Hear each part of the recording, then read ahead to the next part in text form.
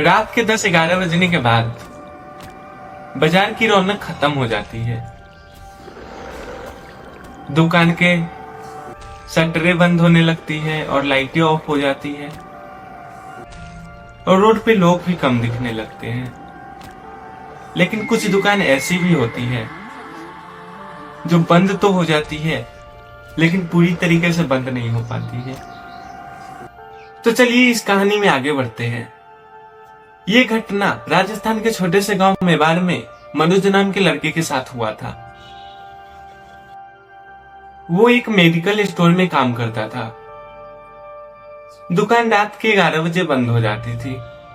जिस रात ये घटना हुई उस रात मनोज 11:15 बजे के आसपास एक मेडिकल स्टोर में काम करता था। दुकान रात के 11 बजे बंद हो जाती थी। जिस रात ये घटना हुई उस रात मनोज 11:15 बजे के आसपास कैश वैश सब गिन के लाइट वाइट ऑफ कर दिया और शटर जैसे ही बंद करने वाला था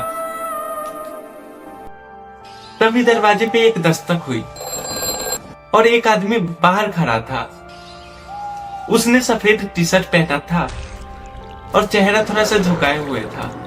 उसने धीमी आवाज में बोला, दवा चाहिए, बहुत जरूरी है। मनोज ने बोला, यार अब तो दुकान भी बंद होने वाला है, छोड़ो कल आना, तुम कल मिल जाएगा। तभी उस आदमी ने सिर उठाया। उसकी आंखें पूरी काली थी। तभी उस आदमी ने जेब से एक पर्ची निकाली। वो अजीब पर्ची थी। उसका रंग पूरा पीला पड़ चुका था। मनोज ने दवा का नाम देखा और उसके नीचे डेट देखकर मनोज हक्का बक्का रह गया, क्योंकि डेट था 17 जुलाई 1998। उसके मालिक ने बताया था कि 17 जुलाई 1998 के दिन इसी दुकान पे एक डकैती हुई थी और उसमें एक ग्राहक को गोली भी लग गई थी और समय था 11 बजे रात के। मनोज अंदर से घबरा गया।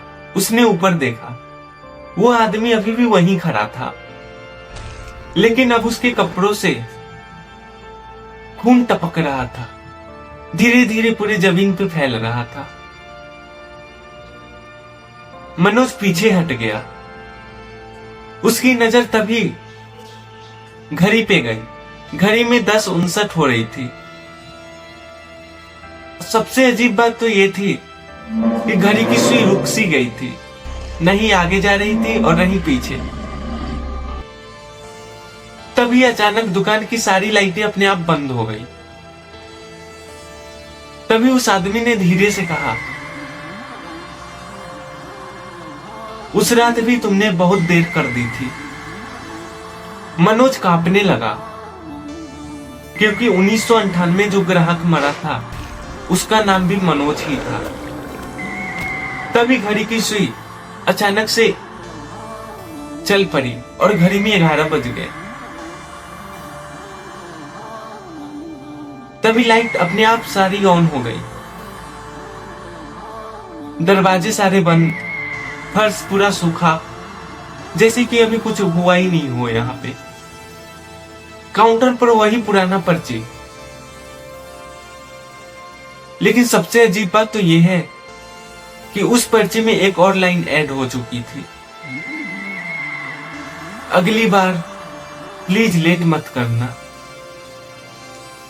अगले दिन मनोज ने मालिक से बताया, ऐसा ऐसा हुआ है, सो मैं इतनी रात तक रुकूंगा नहीं। तो मालिक ने बोला, नहीं नहीं, मेरे यहाँ काम करना होगा तो रुकना तो पड़ेगा ही। तो ये सारी बात मनोज की फैमिली को पता चलती है और उन लोगों ने मनोज का काम छुड़वा दिया उस दुकान से। लेकिन मनोज कभी कभी उस बाजार में जाता है, तो आज भी उस बाजार के लोग कहते हैं,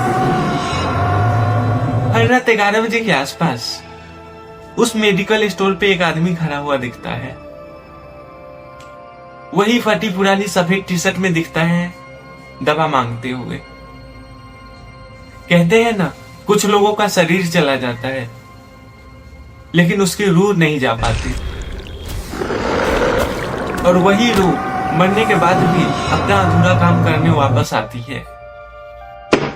अगर आप राजस्थान के मेवाड़ से हो तो हो सकता है आप उनका अगला इंतजार बन जाओ।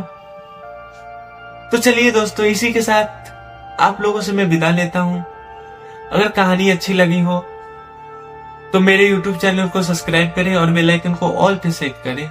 अगर आप ये वीडियो फेसबुक पे देख रहे हैं तो फेसबुक आईडी को फॉलो करें, और हाँ, लाइक कमेंट शेयर करना बिल्कुल भी ना भूलें दोस्तों।